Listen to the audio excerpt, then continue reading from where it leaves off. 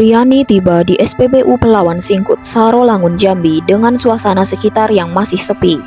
Namun, di pagi itu, sebuah mobil Suzuki Katana warna hitam dengan plat nomor BA1320AT telah terparkir di tempat itu.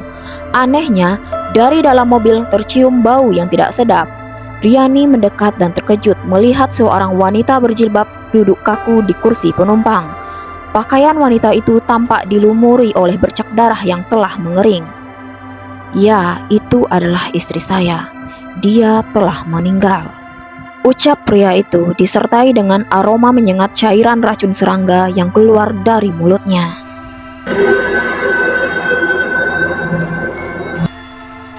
Pernahkah kamu membayangkan menjadi mahasiswa dari seorang dosen yang menjadi pelaku pembunuhan? Pernahkah kamu membayangkan seorang yang ahli di bidang hukum harus menghabiskan sisa hidupnya di penjara? Dr. Ilmul Khair, seorang pria yang bekerja sebagai dosen ilmu hukum di Universitas Andalas, berusia 40 tahun, yang sedang berada dalam proses perceraian dengan Dewi Yulia Sartika, wanita berusia 37 tahun, merupakan seorang karyawati BRI Cabang Padang. Sejak pernikahan mereka kandas pada tahun 2012 dan telah berpisah rumah, Ilmul selalu berupaya untuk rujuk dengan Dewi. Ilmul selalu menghubungi Dewi untuk bisa bertemu dan berbicara dari hati ke hati. Namun, Dewi selalu menolak dengan berbagai alasan. Hingga pada 3 April 2015, Dewi bersedia untuk datang ke kontrakannya di Gunung Pangilun. Tepat pukul 17.30 WIB, Dewi pun tiba.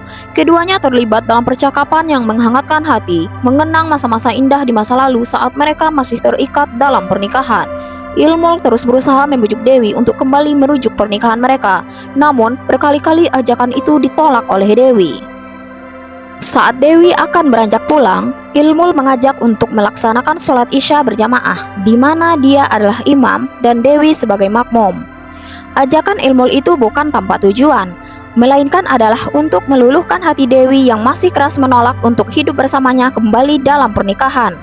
Dewi menerima ajakan tersebut, dan setelah itu dia meninggalkan Ilmul untuk pulang ke rumahnya yang ada di Siteba. Ilmul yang belum berpuas hati karena ajakan rujuknya yang ditolak oleh Dewi malam itu kembali mengajak bertemu keesokan harinya. Awalnya, Ilmul mengajak Dewi untuk bertemu di kontrakannya di Gunung Pangilun. Tetapi Ilmul tidak melihat keberadaan Dewi di sana. Dia lalu menghubungi Dewi. "Dima Dewi, abang kini alah di kontrakan." Dewi menjawab bahwa dia baru akan berangkat ke sana. Ilmul lalu menyarankan Dewi agar datang ke rumah orang tuanya yang berada di Jalan Koto Marapa. Dan Dewi pun setuju untuk bertemu di sana. Setibanya di sana, Ilmul dan Dewi kembali berdiskusi mengenai kelanjutan hubungan rumah tangga mereka. Ilmul berharap dapat memperbaiki hubungan tersebut dan berencana untuk merujuk Dewi pada tanggal 22 April 2015 yang mana itu merupakan hari jadi pernikahan mereka. Namun, Dewi tetap kekeh menolak ajakan rujuk tersebut. Merasa frustasi, Ilmul berusaha menahan Dewi agar tidak segera pulang. Meski saat itu dia juga tidak tahu apa yang harus dia lakukan agar Dewi bersedia untuk rujuk. Sebelumnya, Ilmul sangat percaya diri bahwa Dewi akan mau kembali kepadanya, karena Dewi mau diajak bertemu dan berbicara mengenai hal-hal romantis tentang pernikahan mereka di masa lalu. Ilmul juga telah merencanakan sebuah liburan keluarga untuk kedua anak mereka saat libur sekolah nanti. Dewi memberontak dan berusaha melepaskan diri dari Ilmul. Ia mendorong mantan suaminya itu hingga terjatuh dan berkata, "Indah ado de den laidoh kamangalai."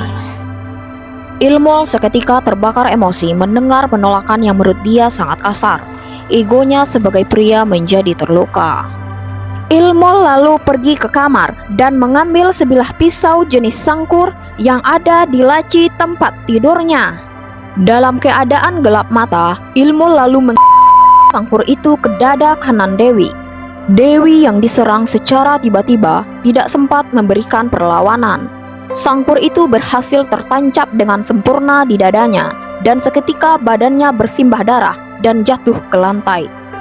Meski Dewi sempat menjerit sebentar, badannya ternyata tak mampu bertahan lebih lama lagi. Tak lama setelah itu, dia langsung hilang kesadaran. Melihat Dewi terkapar tak sadarkan diri, Ilmul panik. Ia memeluk tubuh Dewi untuk menghentikan darah yang deras mengucur hingga membasahi lantai rumah. Ia mencoba bertindak melakukan apapun yang bisa dia lakukan untuk menyelamatkan Dewi.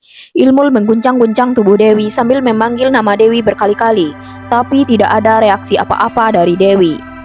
Masih dalam keadaan panik, Ilmul membopong tubuh tak bernyawa Dewi dan menyandarkannya ke tangga. Selanjutnya, jasad malang itu ia pindahkan ke dalam mobil dengan cara diseret, lalu mendudukkannya di kursi depan, atau tepatnya di samping kemudi. Ilmul bergegas kembali ke dalam rumah untuk membersihkan tumpahan darah di lantai. Berbekalkan baju dan handuk yang diambil skenanya, Ilmul berusaha dengan maksimal untuk menghapus jejak pembunuhan yang baru saja dia lakukan. Setelah itu, baju dan handuk tersebut dimasukkannya ke dalam ember hitam dan kemudian ember tersebut diletakkan ke dalam mobil yang sedang diduduki oleh jasad Dewi. Setelah itu, Ilmul menyalakan mobil dan mengemudikannya dengan tak tahu arah. Ilmul tidak tahu apa yang harus diperbuatnya dengan jasad Dewi yang sudah kaku di sampingnya itu. Tak terasa, ia telah berjam-jam mengelilingi kota Padang. Entah apa yang ada di kepalanya, Ilmul akhirnya melajukan mobilnya keluar dari kota Padang menuju Jambi. Satu hari sebelum tragedi, Ilmul Khair di rumahnya yang berlokasi di Gunung Pangilun membuat rekaman dirinya sendiri yang diperuntukkan kepada kedua anaknya.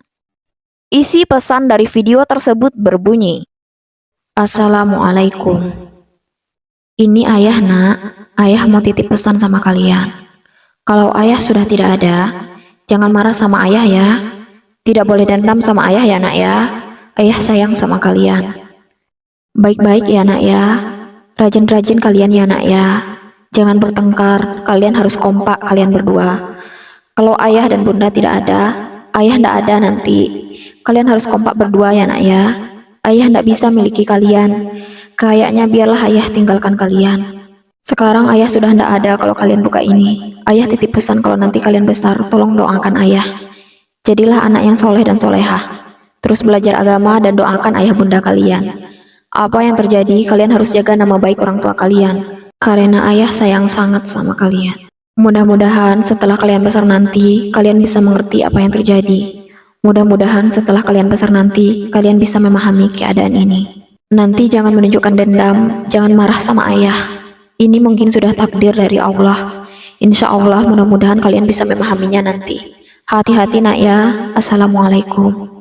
Video tersebut ditemukan oleh penyidik dalam Samsung Galaxy Tab warna putih seri GTP 5100 dan menjadi bukti kuat di pengadilan bahwa Ilmul Khair melakukan pembunuhan berencana kepada Dewi Yulia Sartika.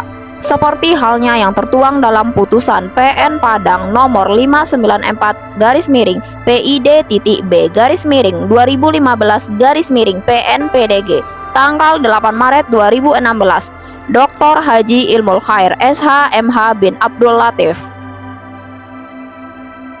Video tersebut juga menjadi bukti bahwa setelah membunuh Dewi, Ilmul juga telah berencana untuk. Itulah kenapa ketika ditemukan oleh warga setempat di toilet SPBU, Ilmul sedang dalam keadaan yang lemas, yang mana setelah itu diketahui bahwa dia baru saja meminum racun serangga untuk. Di pengadilan, ayah dari Dewi Yulia Sartika, Asril Aziz, memberikan kesaksian bahwa Ilmul telah berkali-kali melakukan percobaan pembunuhan terhadap Dewi. Pada sekitar Juli 2014, Ilmul pernah memukul Dewi dengan sebatang kunci setir mobil. Ilmul juga pernah akan menusukkan pisau kepada Dewi hingga dilihat oleh kedua anaknya. Beberapa bulan sebelum kejadian, Asril juga pernah melihat ada lebam di wajah Dewi dan bengkak di bagian matanya. Pada 4 April 2015, akhirnya Ilmul berhasil melakukan pembunuhan tersebut. Setelah melewati rangkaian putusan panjang pengadilan, Ilmul Khair akhirnya dipidana dengan penjara maksimal 20 tahun setelah sebelumnya sempat divonis dengan penjara seumur hidup. Pertimbangan yang memberatkan adalah kedua anaknya yang masih kecil, karena mereka harus tumbuh tanpa kasih sayang kedua orang tuanya. Pertimbangan lainnya adalah Ilmul Khair yang bersatu sebagai doktor ilmu hukum dan menjalani profesi dalam dunia pendidikan, namun melakukan perbuatan yang sangat bertentangan dengan hukum. Semoga husnul khotimah. Dewi Yulia Sartika.